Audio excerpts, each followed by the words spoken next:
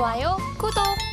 KB증권 프라임센터 투자 콘텐츠팀 유영화 과장님과 이어가 보도록 하겠습니다. 과장님, 안녕하십니까?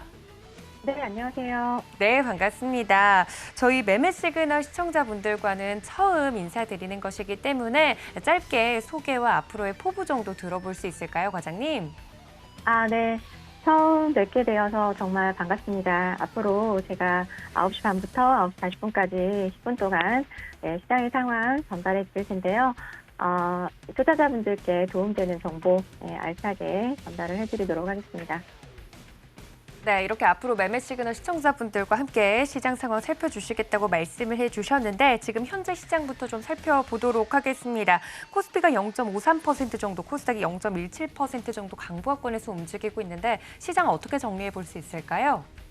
네, 그간 증시를 괴롭혔던 인플레이션이나 금리, 환율 등의 악재들이 완전히 해소되진 않았지만 다소 완화되는 기조하에서 지난 금요일에는 강한 외국인과 기관의 쇼커버성 물량을 포함한 순매수가 유입되었는데요. 오늘은 개장 초부터 코스피 같은 경우는 여전히 외국인의 순매수에 유입되고 있지만 코스닥의 경우에는 외국인의 차익실현 매도 물량 출회되고 있습니다.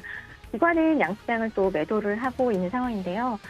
실제 미국의 지금 선물 경우도 소폭 하락을 보이고 있는 상황입니다. 우선 매크로적인 부분들 살펴보면 달러 원 환율 같은 경우는 1414원까지 추가적으로 레벨 다운되었지만 미국 10년물 국채금리가 다시 3.9%까지 소폭 상승한 영향을 시장에서 받고 있는 것으로 보여집니다.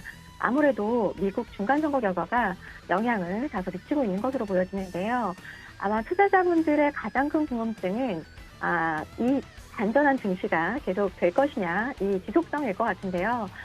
최근 단기 반등세와 다른 추세를 그려가고 있고 또 금리 인상에 대한 우려가 다소 완화되는 국면을 맞이를 했기 때문에 우선 기술적 분석상으로 코멘트 드리자면 코스피 지수의 경우에는 하락 추세를 그려가던 상황에서 이번 상승도 하락 추세 하에서의 단기 반등 아니냐는 의구심이 많았던 상황이었습니다. 그런데 저는 조금 다르게 볼 수 있다라고 보는 부분. 첫 번째로는 긍정적 시그널 중에 하나가 하락 추세를 보이던 코스피가 상승 반전할 수 있는 강한 저항들을 좀 뚫어냈다는 점이고요. 지금 제가 보여드리는 차트 하나 좀 보실 수 있을 텐데 이게 코스피 지수의 추세를 볼 수 있는 피치포크 추세선이라는 것인데요. 올해 들어 코스피의 경우에는 상승의 피크 부근에서 결국 바깥선의 저항선을 뚫어내지 못하고 다시금 하락 추세로 반전되는 모습을 보여왔습니다. 그런데 코스피 지수는 미국 CPI가 발표되기였던 전인 11월 7일에 이 추세선의 강한 저항선을 이미 뚫어냈습니다. 이 추세선을 뚫어냈다는 의미는 하락 추세의 반전을 나타내는 의미이기도 하기 때문에 앞으로는 당분간 좀 긍정적인 흐름 예상해 볼 수 있다는 말씀 드리고 싶고요. 두 번째로는 주봉의 흐름상에서 올해 내내 단 한 번도 뚫어내지 못한 강력한 저항선이었던 20주선을 지난주에 강하게 상승 돌파했다는 점입니다. 마지막 세 번째로는 중장기 추세의 흐름을 볼 수 있는 MACD 오실레이터 지표인데요. 아무래도 중장기 흐름을 보시는 지표이기 때문에 개인적으로 주봉으로 이 지표 보시는 거 추천을 드리고 싶은데 지금 쉽게 말해서 파란색이 어두운 밤이고요. 빨간색이 밝은 아침이라고 생각하시면 좋은데 현재 코스피의 주봉 MACD 흐름상 10월 둘째 주부터 가장 어두운 밤을 지나서 10월 중순 새벽이 오고 있음을 알리는 파란색의 음의 길이가 짧아지는 흐름 보이다가 지난주부터 양의 길이가 더 길어지는 긍정적인 흐름을 계속해서 이어나가고 있다는 게 특징적인데요. 장기적으로 코스피가 다시 조정의 흐름 보인다면 이 빨간색 주봉의 음의 길이가 줄어드는 흐름 일부 보일 수 있기 때문에 해당 지표 체크하시면서 시장 대응하시는 거 도움 받으시면 좋을 것 같다라고 보고 있고요. 결국 지금 코스피 상승을 이끄는 메이저 수급의 주체는 외국인입니다. 먼저 외국인의 수급은 차익을 빠져나온 자금의 국내 유입, 그다음에 이제 쇼커버성 물량이 지금 들어오고 있는데 공매도 포지션을 내년까지 가져간다면 이자와 배당금까지 지급을 해야 되기 때문에 이 부담으로 이제 연말 전에 보통 청산하는 흐름을 많이 보이고요. 현재는 증시가 바닥에서 반전을 그려나가는 구간이기 때문에 이 쇼커버의 속도가 더 빨라졌다라고 보시면 될 것 같아요. 그래서 결국에는 결론적으로 외국인과 기관의 코스피의 순매수가 최근 흐름처럼 당분간 지속될 수 있다면 지수는 템포 조절을 할 수는 있겠지만 방향은 이제는 좀 우상향 쪽으로 잡아갈 수 있지 않을까 예상해 볼 수 있을 것 같습니다. 네, 시장에서 저희가 좀 지표로 삼을 만한 부분들 체크를 해주시면서 시장 상황 살펴주셨습니다. 전반적으로 상황이 좀 나아지고 있는 부분도 강조를 해주신 것 같은데 그럼 현재 이런 시장 속에서 저희가 오늘 시장에서 특징주로 꼽아볼 만한 종목이 있을까요? 네. 미국 시장에서도 연이틀 강한 쪽은 빅테크였습니다. 아무래도 주가를 짓눌러온 악재 완화로 주가가 좀 폭발적으로 반응을 한 거라고 보여지는데요. 아무래도 이번에 CPI가 7.7%대로 떨어지면서 금리와 달러가 하락을 했고 이에 대한 멀티플의 감소 요인이 일부 정상화가 이루어지면서 상승 반전한 것으로 보여지는데요. 국내도 이러한 영향은 좀 일부 유사하게 진행이 되고 있고요. 여기다가 앞서 말씀드린 미국 중간선거 결과가 상원에서 민주당 쪽으로 좀 유리하게 발표되면서 아무래도 IRA 법안에 수정하는 부분들, 우려했던 부분들로 조정받았던 2차 전지나 신재생 쪽 다시금 강세를 보이고 있습니다.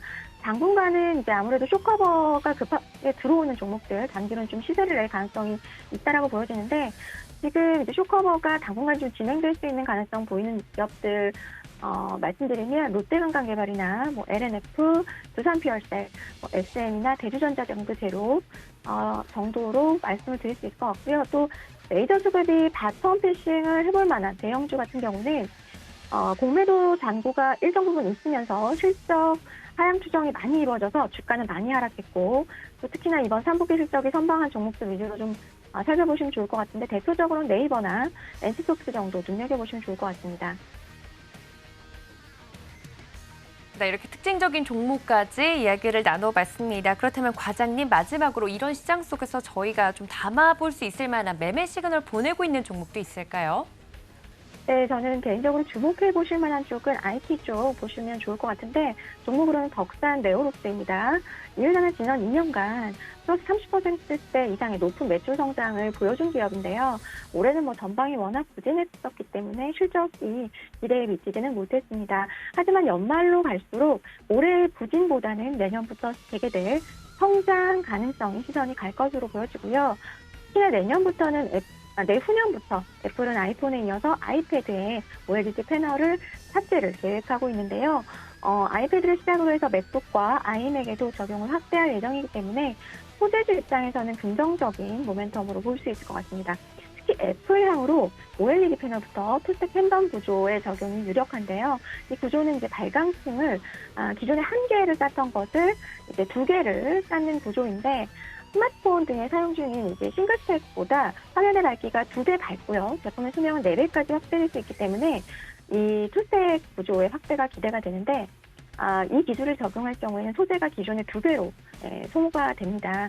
그렇기 때문에 아무래도 스마트폰보다 패드나 노트의 경우에는 우리가 화면을 사용하는 시간이나 사용 연도가 길어지기 때문에 투스택 팬덤 방식을 적용을 확대하게 될 것으로 보여지는데 삼성 디스플레이가 내년도에 8세대 OLED 투자 시에 설계 단계부터 이 해당 투스택 팬덤 방식의 양산을 목표로 할 것으로 예상이 되기 때문에요. 2024년부터 본격 적용 가능성 상당히 높게 예상해 볼 수 있을 것 같고요. 주가도 이에 따라서 우상향 기조를 그려나가지 않을까 판단할 수 있을 것 같습니다. 좋아요, 구독!